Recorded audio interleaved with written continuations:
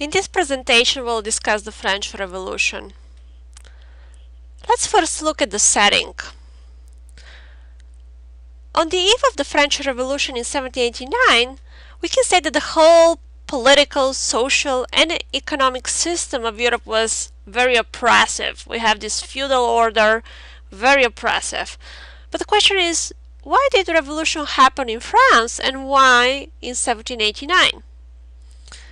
Well, the best place to start is to look at France's finances on the eve of the revolution. The French state was bankrupt. It had to pay for France's participation in the 7 Years' War. France also helped the American revolutionaries in the American War of Independence. So France, the state of France was broke, and it didn't have a modern financial structure. It didn't have a national bank. So it relied on loans from private parties with very high interest.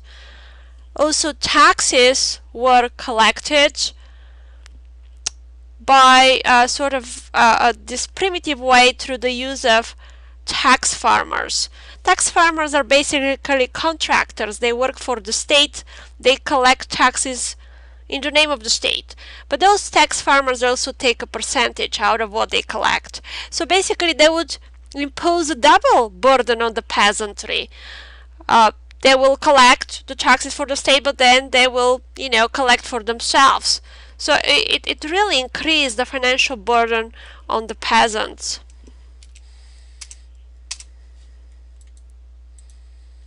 So we looked at the sort of financial troubles of the French state on the eve of the revolution, but let's look at what was the condition of the peasants and the urban workers.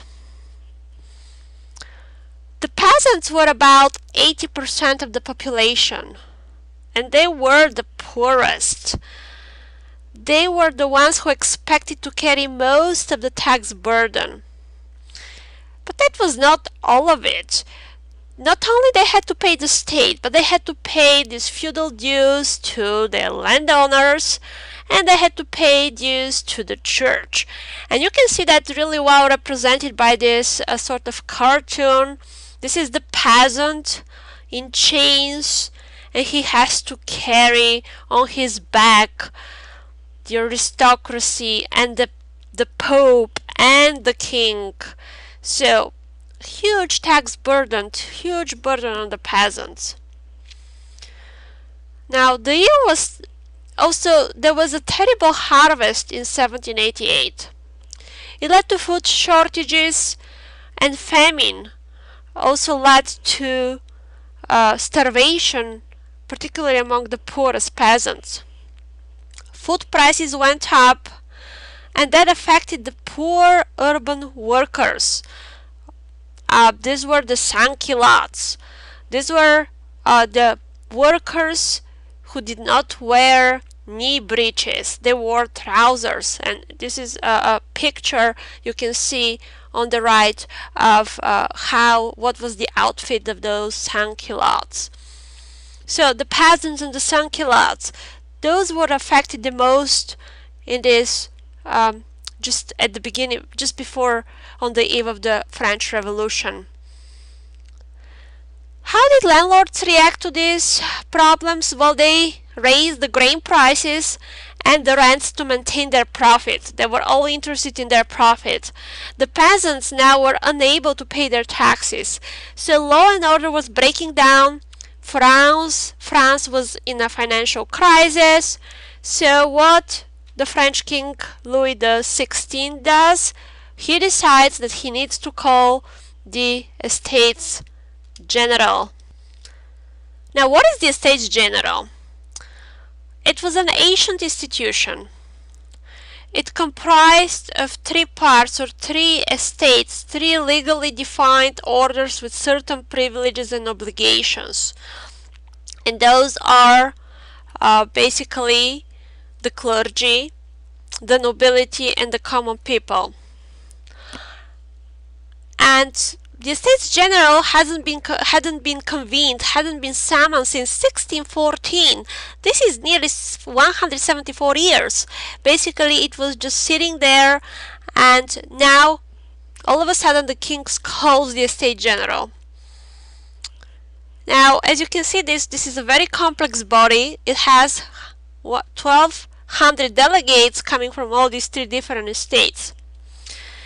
And all of them have different demands. Now, we have first the first state, the clergy. The clergy is about 100,000 people, but they own like 10% of all land. Then we have the 300,000 people of the aristocracy that owned 25% of the land. Now, this is, imagine 300,000. The population of France at that time was 24 million. That was the largest state in Europe. So, very small percentage of the population controls very large percent of the land. Now, 95% of the population were the third estate, the common people, the commoners. This was everybody else. Now, the common people, they were not a single group. There were many different subgroups within this third estate. We have, sort of the middle class. Those were the ones who had the most political power within the third estate. These were lawyers and bankers and merchants. It's a new rising middle class. They're called the bourgeoisie, and they have a lot of economic power. They're very rich, but they don't have political power. The political power is in the hands of the king and the nobility and the clergy. So these 3 groups, they have different interests. Now, how does the Estates General vote? Well, it's a block vote. You count the vote of the whole estate. So it's to pass any legislation, you had to win the approval of 2 of the estates. So naturally, the clergy and nobility will always vote together because they technically come from the same social class. They're the elite. So the common people could never sort of impose their own interests on the other 2 estates. And so that was one of the problems that, the third estate found. Also, what were the ideas of this third estate? The third estate particularly dealt with the power, which were the middle class. They were influenced by the ideas of the Enlightenment. They were influenced by ideas about liberty, representative government. They didn't like that the aristocracy and the clergy had all privileges.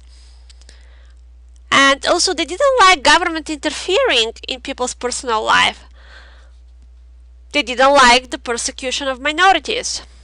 This is a period when the estates write grievances. They write letters of grievances. One of the more famous one is What is the Third Estate?